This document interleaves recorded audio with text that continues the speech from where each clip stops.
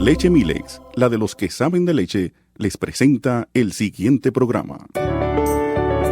3 puntos de vista desde una misma perspectiva. Temas de actualidad enfocados con el lente espiritual. Hablemos con Miguel Jacín, Ricardo Vidal y Raúl Rizic en Tertulia por 3. Buenos días, amados amigos y hermanos que nos escuchan. Este es su programa Tertulia por 3 en compañía de Ricardo Vidal y Luis Sena. Hermanos, buenos días. Muy buenos días. Buenos a todos.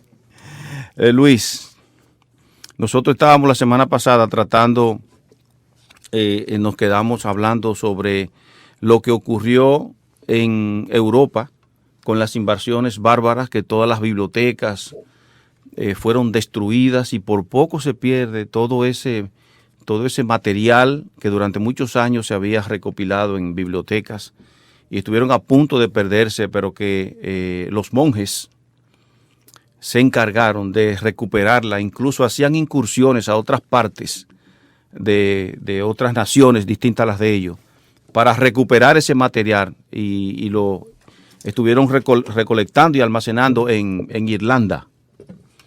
Y luego que pasó ese periodo del barbarismo, entonces los gobiernos o los estados le pidieron a los monjes y a ese estado de Irlanda que se encargaran incluso de multiplicar esos documentos, copiándolos como ellos lo hacían para que no se perdiera, para no tener un solo original, y que al mismo tiempo educaran. Me llama mucho la atención que al mismo tiempo educaran a sus propios hijos, porque de esa manera, tal como hizo María, la hermana de Moisés, que se lo entregaron a ella para que lo educara. ¿Y qué fue lo que ella hizo? Imponer en la mente de Moisés la cosmovisión de Dios. Y asimismo hicieron los monjes. Sí, como introducción, ¿verdad? Para poner en perspectiva lo que estamos haciendo, es bueno recordar de que el cristianismo es una fuerza transformadora. Es la fuerza transformadora de Dios dentro de la historia. Entonces no debe sorprendernos lo que nosotros vemos que está pasando. A partir de la encarnación, la creación cambió en su estructura básica. Con Dios entrar en la creación y hacerse hombre en la persona del Señor Jesucristo, la era venidera se adelantó al presente. Con la resurrección del Señor Jesucristo, nosotros estamos ya participando de los albores, no cuantitativamente en su totalidad, pero cualitativamente, de la fuerza transformadora de la era venidera en esta. No debe sorprendernos entonces que aquellos en los cuales el Espíritu Santo ha morado desde el día de Pentecostés se hayan convertido en la fuerza más transformadora que la humanidad ha tenido y sigue teniendo. Entonces lo que nosotros estamos mirando es en diferentes periodos cómo la efectividad de los medios de la gracia ha brillado o se ha reducido. Con el objetivo de que nosotros examinemos el presente y miremos qué tan efectivos están siendo los medios de gracia para transformar la vida de los individuos, de las familias, de las ciudades y de las naciones. Ese es nuestro objetivo. Entonces, en el particular nos encontrábamos, ¿verdad?, hablando de ese periodo histórico donde se dio la caída del Imperio Romano debido a las invasiones de los bárbaros desde Asia Central y desde el norte de Europa.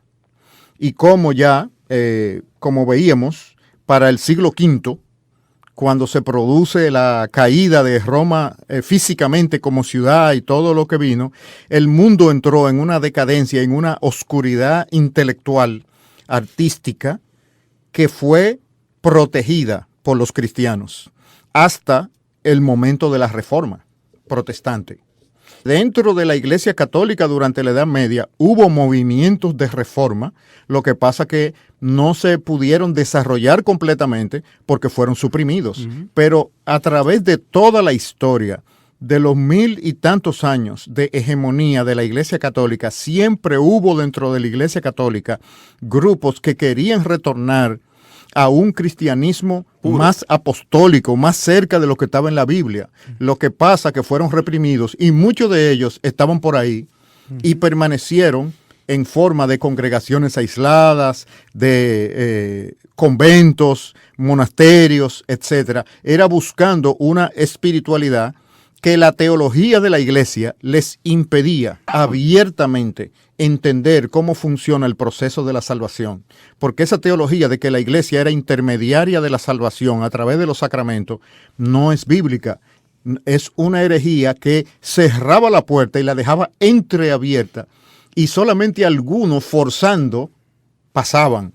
Es decir, era la puerta de la escritura y de la salvación por medio de la fe, entrecerrarla para que entonces el paso tuviera que ser filtrado a través de la iglesia. Esa teología estaba incorrecta, pero de todas maneras debemos recordar que el cristianismo es la obra de Dios en la historia. No puede ser interrumpida ni por manos de hombres, ni por manos de demonios, ni por Satanás, ni por nada. Entonces, no nos debe sorprender que en todas las épocas históricas, desde Pentecostés, el reino de Dios ha estado activo. Entonces, durante la caída del Imperio Romano y el tiempo de los bárbaros, los cristianos jugaron un papel fundamental preservando todo el acervo cultural europeo en los monasterios, copiando, como tú dijiste, los manuscritos, y ya para el siglo IX, cuando se abre el Sacro Imperio Romano con Carlomagno, son monjes de estos de Irlanda que son requeridos que vengan al continente para que eduquen en la corte de Carlomagno a los nobles, a los ricos, porque Europa había caído en un barbarismo intelectual, es decir, en una falta de educación terrible.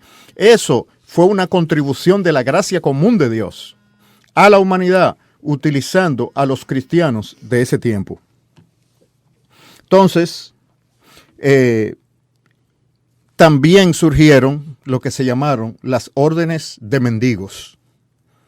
Las órdenes de mendigos en ese tiempo, como las realizadas por Francisco de Asís y otros, aunque en su teología no tenían la pureza que la Reforma logró desarrollar al volver a la sola Escritura, y aunque tenían una doctrina contaminada, todavía estudiaban la Biblia.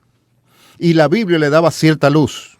Y esa cierta luz los llevó a ciertos estilos de vida que tuvo un impacto espiritual e integral en sus comunidades. Sí, fíjate que hay un comentarista que dice lo siguiente, apoyando lo que tú dices.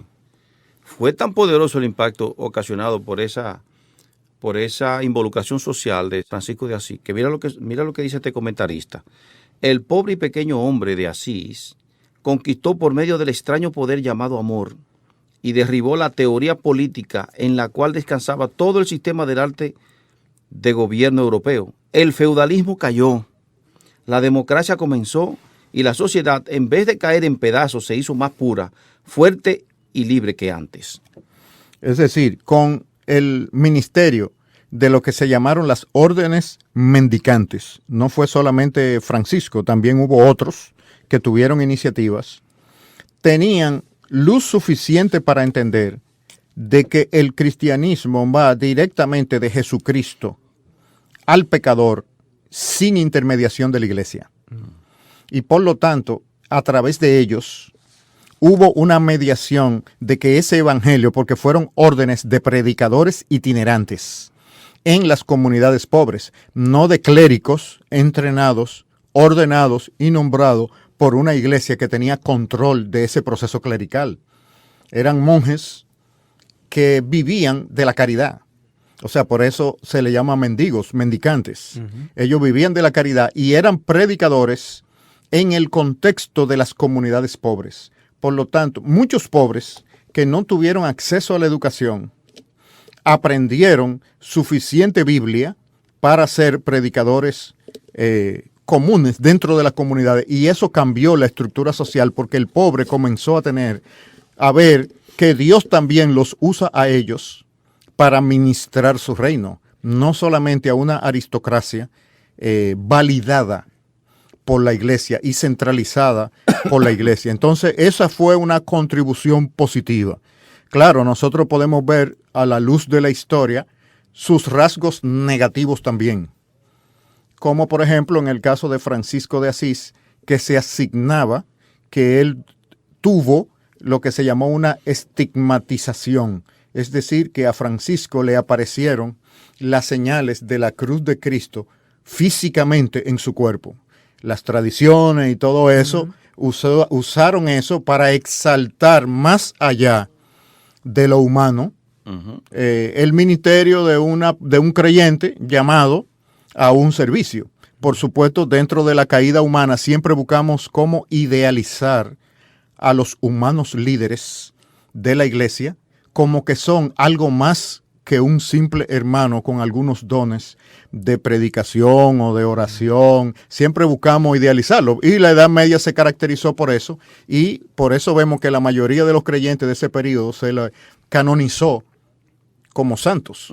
Si hoy en día todavía existiera eso, hubiera también muchos santos contemporáneos que lo hubieran canonizado, sobre todo todos aquellos famosos por sus ministerios y grandeza, todo eso fueran santos también canonizados. Entonces, claro, hubo una oscuridad en parte doctrinal por el periodo histórico del cristianismo en que nos encontramos, pero hay que reconocer que estos creyentes hicieron una labor de expansión del reino de Dios y que Dios los usó dentro de su gracia común para preservar la estabilidad y el crecimiento europeo que había caído en una decadencia terrible durante la Edad Media, sobre todo por las invasiones de los bárbaros. Y hay que entender que en esos tiempos las personas no tenían la Biblia en sus manos como la tenemos ahora. Ellos no tenían copias de la Biblia en su propio idioma.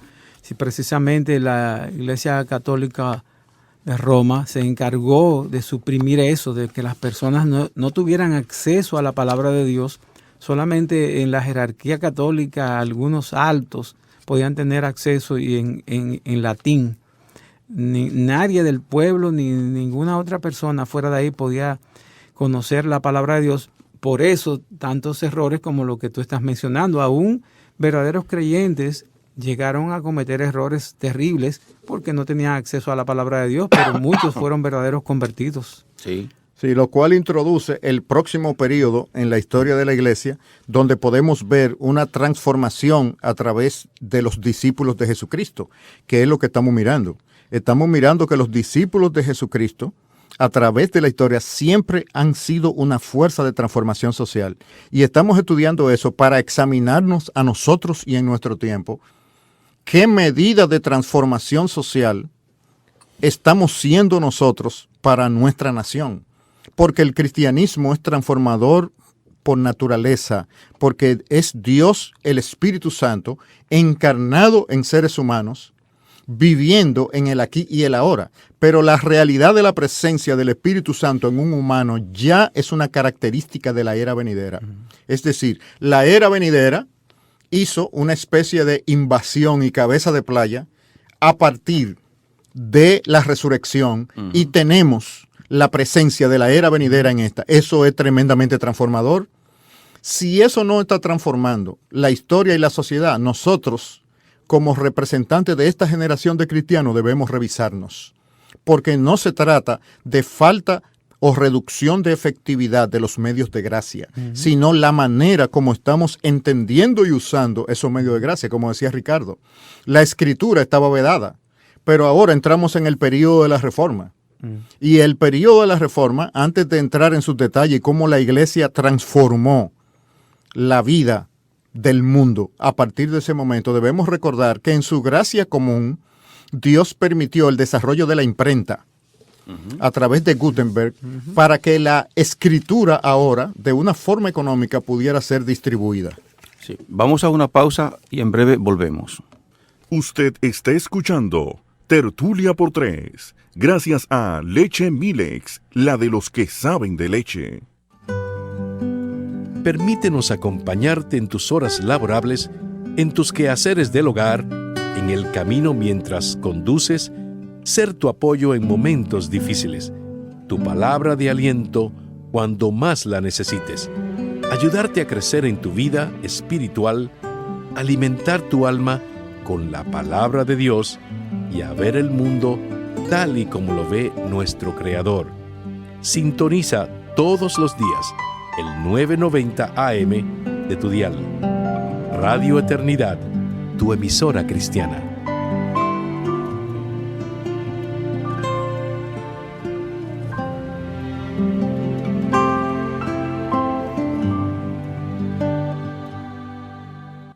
Si deseas compartir con nosotros la manera en que Dios ha obrado a través de esta tu emisora cristiana, compártelo llamando al 809-567-5550 o enviando un correo electrónico a info@radioeternidad.org.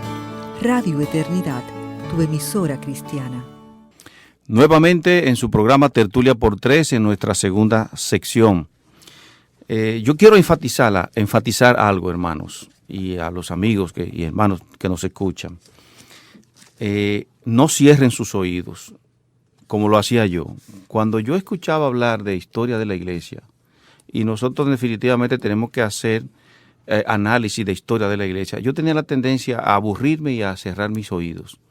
He entendido que si nosotros no conocemos nuestra historia, estaremos entonces cometiendo errores que se cometieron anteriormente y otros renovados. Y yo creo que parte del problema nuestro actual como iglesia, de las iglesias actuales, es que han olvidado su legado histórico. No lo hemos examinado. Debemos examinarlo a la luz de las Escrituras y ver dónde nosotros no hemos estado haciendo lo que la iglesia primitiva y tradicional por muchos años estuvo haciendo. Y cómo estuvo entonces provocando la transformación social y cultural de su época y cómo transformó naciones enteras. Entonces nosotros debemos estar todo el tiempo revisándonos, como decían el lema de los reformadores. Iglesia reformada siempre reformándose. Entonces vamos a ver ahora cuál fue el impacto y la práctica de la iglesia durante la Reforma. Y tenemos cómo Dios utilizó la iglesia y la Reforma protestante para transformar las sociedades de Suiza, Alemania y Holanda, países completos, enteros, que al día de hoy, a pesar de haberse apartado de su legado histórico, de la palabra de Dios, siguen todavía cosechando los beneficios de ese cimiento que fue echado en esa época histórica. Eso es algo asombroso, al igual que los Estados Unidos de Norteamérica. Entonces, nosotros tenemos dos agentes clave que Dios puso a brillar por su soberanía en esa época, que fueron Martín Lutero y Juan Calvino, con ciertas diferencias o perspectivas doctrinales entre ellos.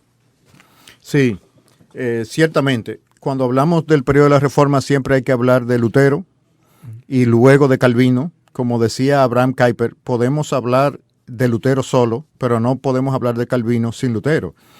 Pero definitivamente fue una época donde volver a las Escrituras y donde la persona común y corriente tuvo interés y acceso a la Biblia, produjo una transformación sin precedentes, lo cual nos permite hacer un paréntesis. El problema del cristianismo hoy en día es que los cristianos no leen la Biblia, ni la meditan, ni buscan directamente la luz de Dios para sus vidas, y aceptan que los predicadores son intermediarios del conocimiento bíblico, donde Jesucristo se lo revela a ellos nos lo predican, y por eso nosotros no tenemos que meditar y buscar la voluntad de Dios para nosotros.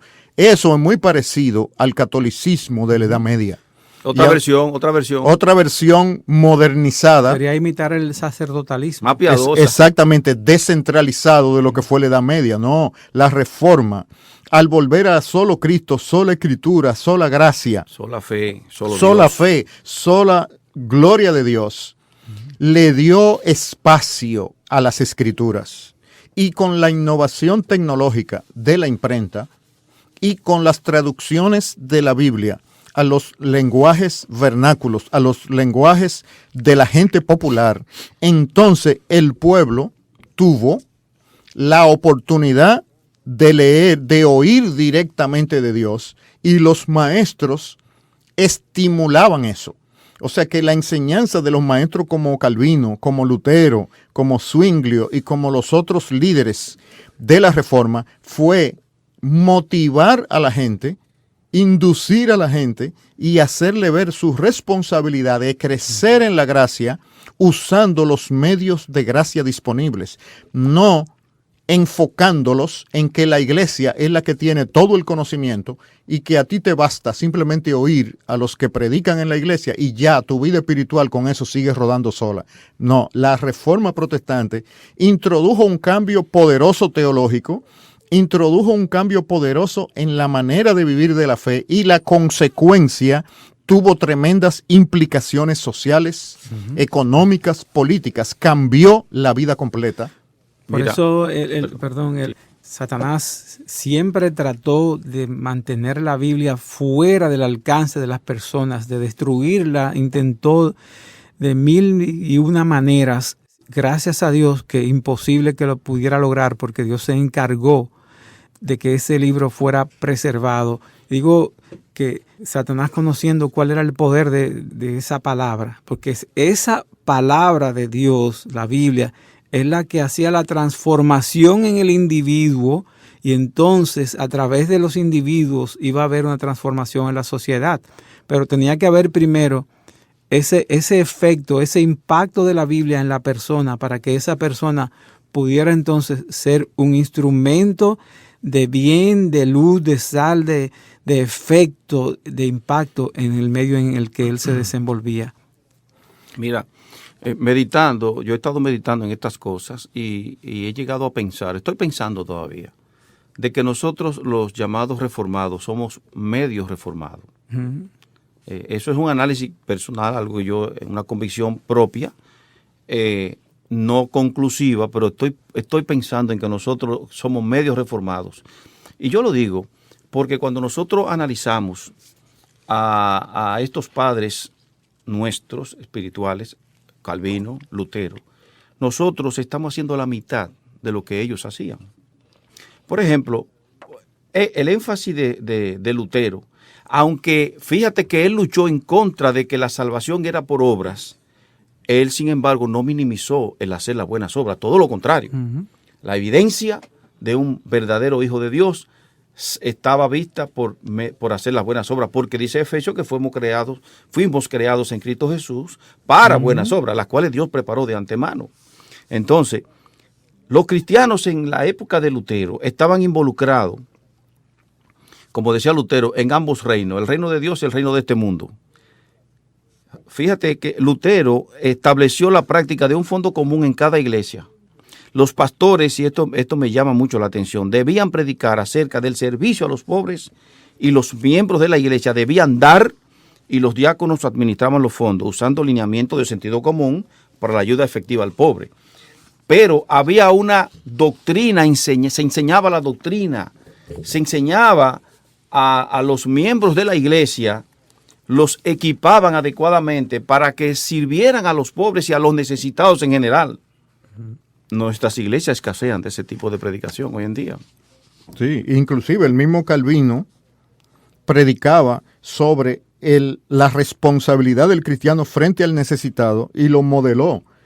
Como dice Bob Moffitt, cuando a comienzos del 1550 60,000 refugiados inundaron Ginebra desde Francia, Calvino fundó un ministerio privado con base en la iglesia que se convirtió en un modelo a través de toda Europa. Y este ministerio atendía toda clase de necesidades, sirviendo al enfermo, al huérfano, al anciano, a los incapacitados, los viajeros, y los enfermos terminales.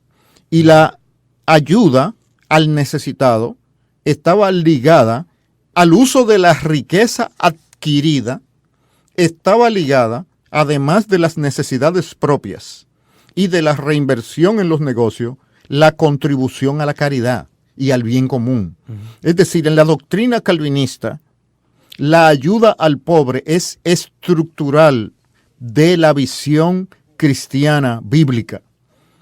Inclusive va más allá.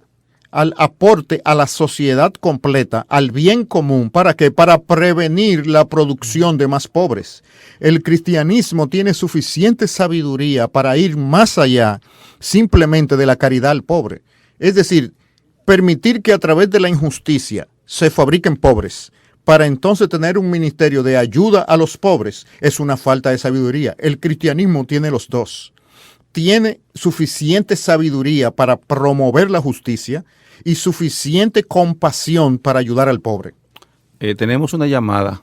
Adelante, buenos días. Buenos días, Jehová me los bendiga muchísimo. Amén, hermano. Amén. Ahí escuchándole ustedes esos comentarios que son muy efectivos y que debe de ser también la obra que nosotros, como llamándonos cristianos, hagamos.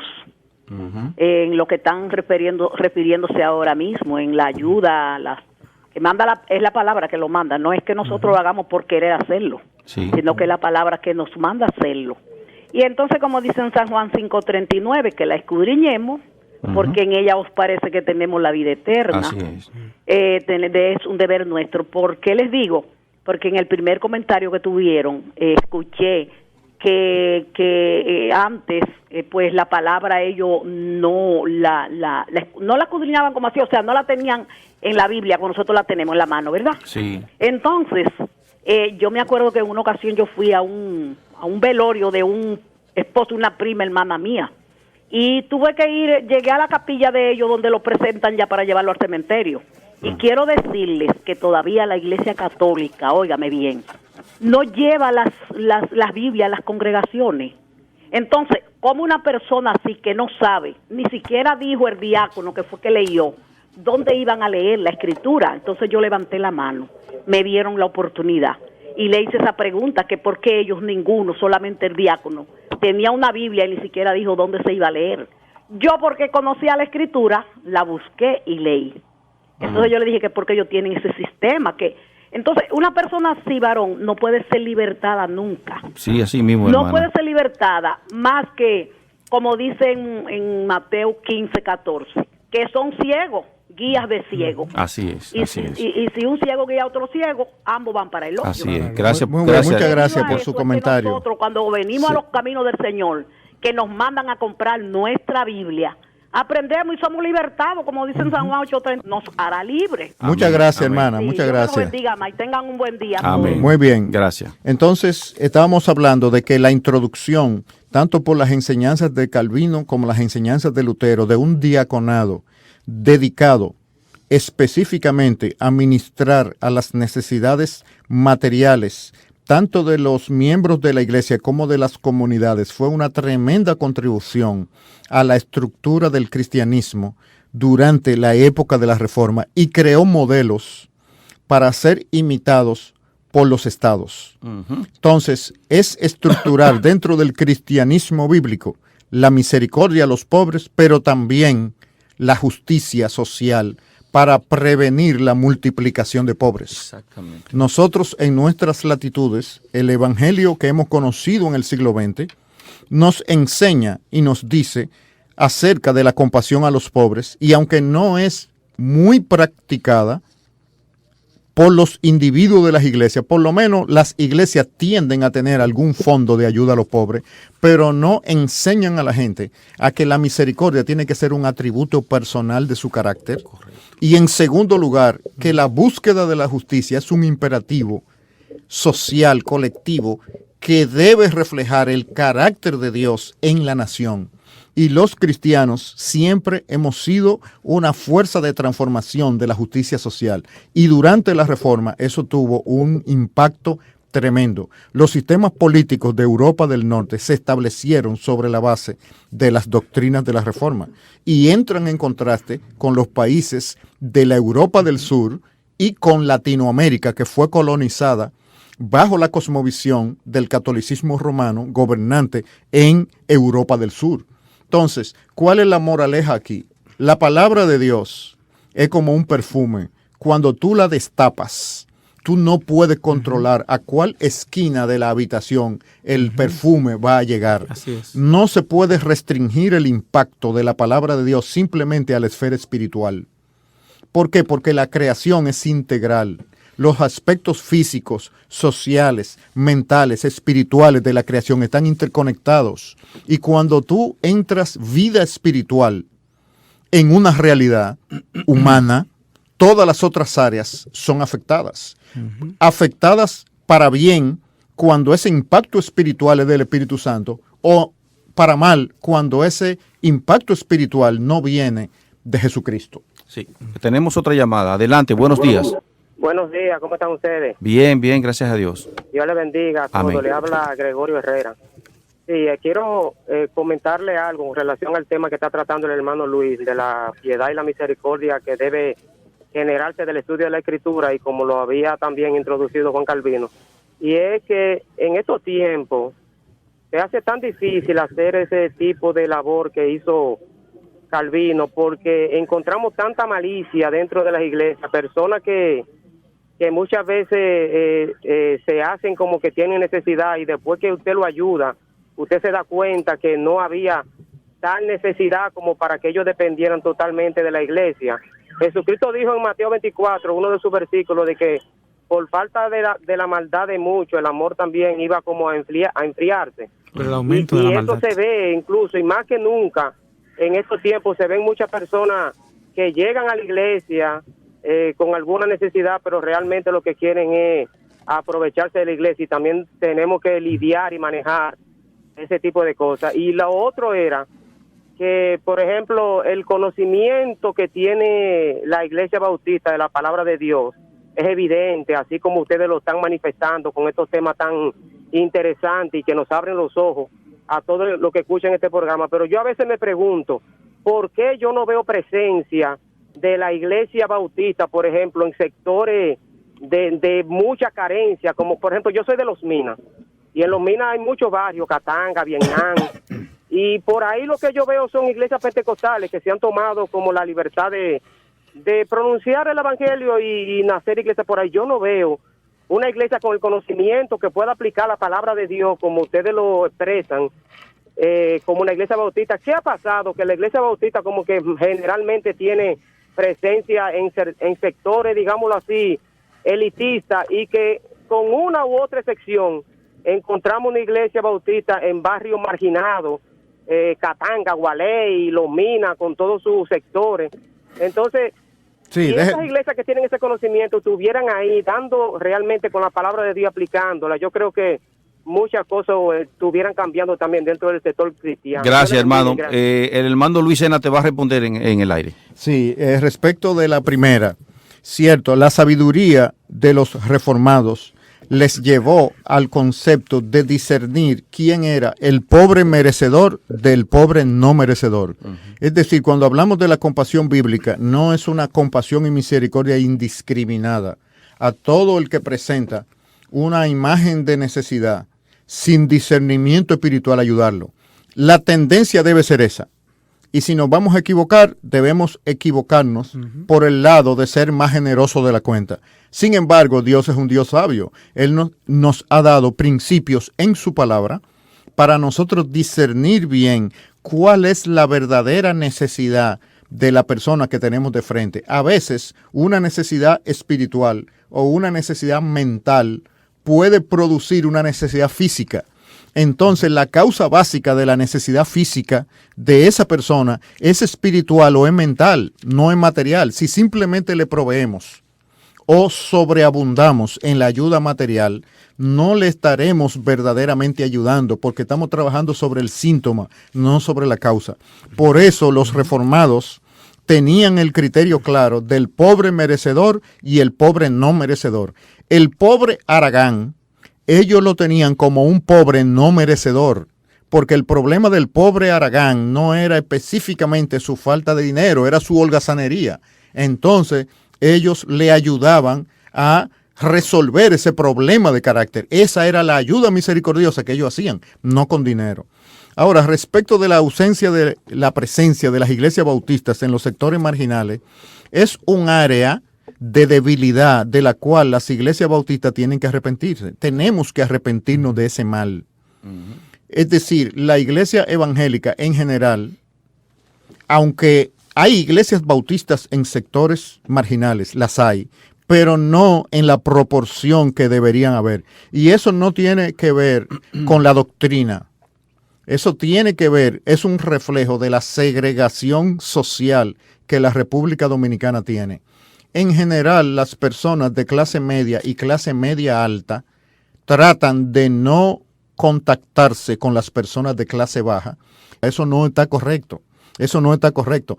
Cada grupo cristiano tiene sus áreas de las cuales arrepentirse, tiene su pecado de los cuales arrepentirse. Sí, yo quiero y ese es uno de los nuestros. Entonces sí se da la característica de que los hermanos que tienen la mejor doctrina no tienen la mayor presencia. Y los que tienen la mayor presencia usualmente carecen de la profundidad doctrinal. Entonces lo que tenemos que hacer es, en ambos casos, arrepentirnos cada uno del pecado que estemos cometiendo y empezar a hacer las buenas obras, como dice el Señor. Pero aunque es cierto lo que dice ese hermano, yo estoy de acuerdo con tu comentario, Luis. O sea, y él tiene razón, en general es así, pero no sucede así ni con todas las iglesias bautistas, ni en la misma proporción en todas tampoco. De manera particular, por ejemplo, en Iglesia Bíblica del Señor Jesucristo tienen un ministerio. Nosotros tenemos entrenamientos cada 15 días a casi una representación de aproximadamente 80 a 90 iglesias en nuestra congregación para entrenar a esos hermanos pentecostales, todos, entrenarlos en la palabra de Dios. Es decir, se está haciendo algo. La iglesia de Cristo está despertando, no en la velocidad que uno quisiera que sucediera, pero está despertando. Pero indudablemente, que lo que decía ese hermano que llamó es cierto. Nosotros tenemos que ver ese pecado, arrepentirnos y empezar a hacer las primeras obras. Y hay un elemento, hay una llamada. Sí, tenemos una llamada. Sí. Okay. Adelante, buenos días. Yo quiero aportar con relación al comentario de las iglesias bautistas, porque yo también congrego en una iglesia bautista. Correcto. Y mi iglesia está ubicada en Villamella y somos muy pobres los que nos congregamos en su mayoría. Sí. Y la iglesia es...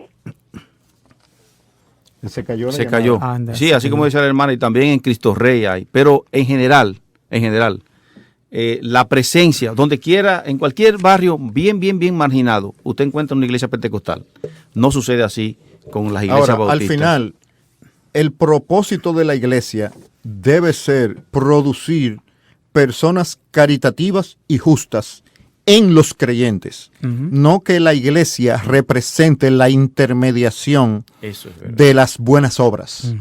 La iglesia institucional. No es la iglesia local la que debe tener la primacía de las buenas obras. Son los miembros de la iglesia quienes tienen que ser personas ricos en buenas obras. Así es. La iglesia lo modela a través de sus ministerios, pero el propósito es de discipulado, no es de ser una intermediaria de la compasión. Sí, antes de pasar a esta llamada que tenemos en el aire, fíjate cómo nuestros paradigmas mentales, nuestra cosmovisión ha sido tan afectada por el paradigma católico romano que el hermano que llamó, y aún nosotros a veces en nuestras conversaciones, ponemos el énfasis es en la iglesia como institución corporativa.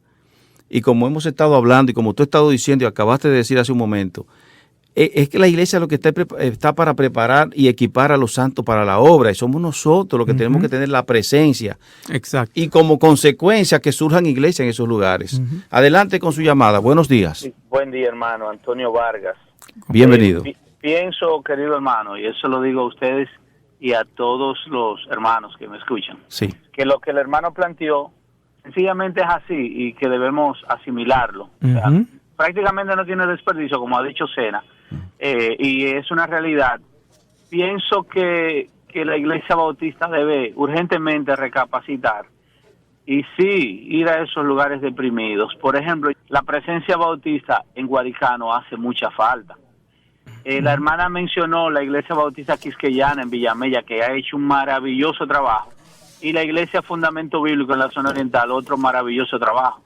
Lo que quiero finalmente puntualizar es algo que yo he dicho varias veces en el espacio de ustedes, y es que se necesita un mayor acercamiento inclusive entre los bautistas y los pentecostales, porque nosotros los que tenemos esa formación originalmente pentecostal necesitamos de las herramientas de ustedes, y naturalmente ustedes también necesitan ese dinamismo que nosotros podemos aportar. Así es. Así es. Así es. Gracias, hermano. Gracias por tu participación. Sí, entonces estábamos hablando y cerrando el particular de que el periodo de la Reforma ha sido posiblemente uno de los periodos de la historia de la Iglesia donde mayor transformación ha habido por parte de los seguidores y los discípulos de Jesucristo. Y un factor importante de eso fue el redescubrimiento del énfasis de la palabra de Dios hacia las personas individuales y el descubrir la caridad y la búsqueda, la caridad hacia el pobre y la búsqueda de la justicia social y la transformación de la sociedad como integrantes estructurales de la fe cristiana.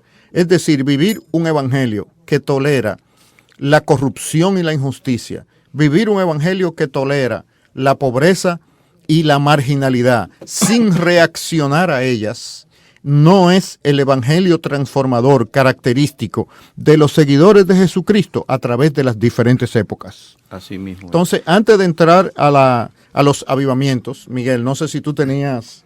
No, simplemente enfatizar algo que enfatiza Bob Murphy en su libro, Si Jesús fuese alcalde, y él dice que la ayuda al necesitado estaba unida a la ética de trabajo. Oye, a la ética de trabajo. No era un asunto de suplir necesidades, sino más allá, más profundo, una ética de trabajo, enseñar a las personas a no ser dependientes de otra institución o de una persona, sino a que ellos se constituyeran, tuvieran sus propios medios de producción. Dice él que los diáconos serán entrenados para encontrar soluciones a largo plazo a la pobreza. ¡Qué maravilloso! Para encontrar soluciones... Es un tema que tú siempre has estado planteando. Claro. Para encontrar soluciones a largo plazo a la pobreza. Reentrenamiento para el trabajo, vivienda temporal, herramienta para comenzar un negocio. ¿Y cómo distinguir entre el que merecía la ayuda y el que no la merecía? Nosotros necesitamos ser entrenados de esa manera en nuestras iglesias. Y esto formaría parte, óyeme, parte de un verdadero avivamiento en República Dominicana. Claro, porque es que nosotros debemos recordar, tenemos que quitarnos la idea de que los avivamientos son solamente en el área espiritual. Claro. Igual que un cuerpo humano, tú no puedes separar la circulación de la sangre del sistema nervioso o del sistema muscular o del sistema óseo. La creación es un todo integrado. La creación tiene el elemento espiritual insertado en los sistemas sociales. No puede haber transformación espiritual verdadera que no produzca transformación en todos los órdenes. Cuando hay transformación espiritual aparente y no hay transformación en los sistemas sociales, esa transformación espiritual es débil y está desequilibrada, necesita ser balanceada. Por eso es que vemos en periodos cuando ese balance se adquirió, cómo hubo no solamente un despertar y avivamiento espiritual, sino también transformaciones culturales, políticas y económicas, porque Dios es el Dios de la creación. Él creó todo integrado para que refleje su carácter en todos sus aspectos, no nada más en el aspecto espiritual. Es como tú dices que entrando ya de lleno al impacto de la iglesia en las sociedades a través de los avivamientos evangélicos conmovieron los siglos XVII y XVIII. Estos movimientos no solo convirtieron a los pecadores, dice Bob Murphy en su libro, sino que incluyeron un énfasis en las buenas obras, volvemos a lo mismo, que afectó profundamente las sociedades en ambos lados del Atlántico. Estos movimientos renovaron la iglesia, trajeron conversión a miles de personas y activaron reformas sociales y lanzaron el movimiento misionero protestante.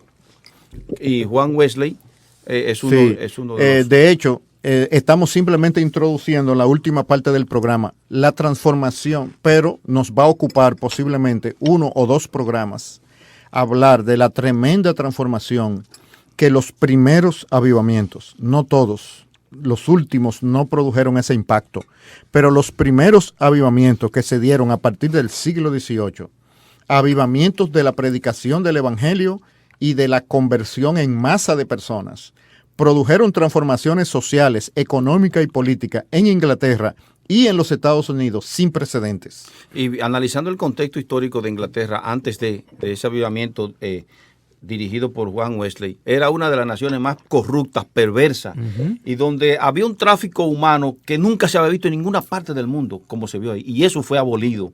Y fue abolido, fue por causa precisamente del impacto social y transformador que llevó a cabo la iglesia de esos días, encabezada por Juan Wesley, quien fue usado por Dios, para transformar esa sociedad, y la cual todavía, a pesar, insisto, de haberse apartado de Dios y de sus estándares, todavía sigue cosechando los beneficios de ese cimiento que fue echado en esa época. Sí, porque en principio el creyente en Jesucristo que tiene el Espíritu Santo no puede ser una persona apática a los males sociales que les rodean.